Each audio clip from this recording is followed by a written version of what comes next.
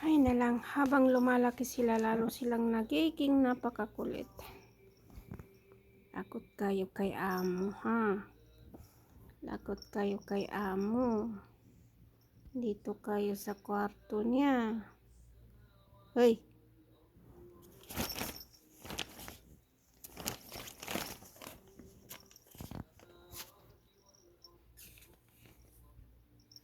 Anong ginagawa niyo dito? Ha? Baka ano kayo dyan, ha?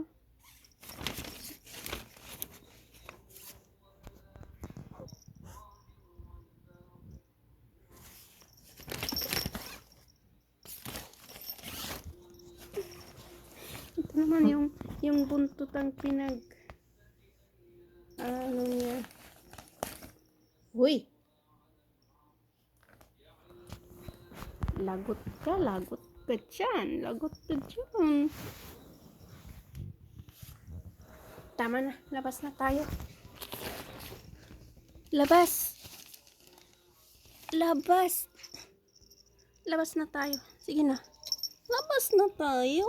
Labas na. Yala. Yala, yala, yala. Hey! Yala. Ayaw lumabas. Bakit na gusto? Ay, sorry. Ang kukulit, oh. Ang kukulit, di ba? Ayan, oh. Ayan, ayan. Ang cute lang nila. Oh, ayaw lumabas. Ayan ang ginagawa nila. Ha? Pag napagod yan, knock-out na naman yan sila mamaya. Matutulog. Sige na, labas na tayo. Labas na. Ang buntot niya, oh.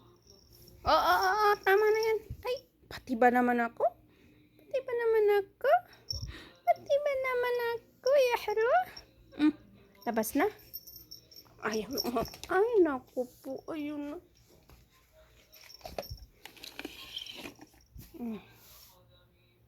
Ayaw lumabas.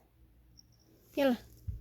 Labas na kasi parating na si amo. Parating na. Magagalit yun sa inyo. Ay. Ayaw talaga to. Ayun. Nakakatuwa lang talaga yung ano nila. Banding nilang dalawa. Naawa ako sa kanila kasi since baby pa sila. Wala silang mama tsaka papa. Kumbaga sa ano. Baby pa sila, binili na ng ng boss ng amo ko. Ibinigay sa akin. Tapos ayan, lumaki silang yung na lang, manok, chicken, tsaka food nila na binibili. Pero yung dry food, hindi nila kinakain. Paako yan! Hindi nila kinakain yung paako man yan. Ay. Nakikipaglaro.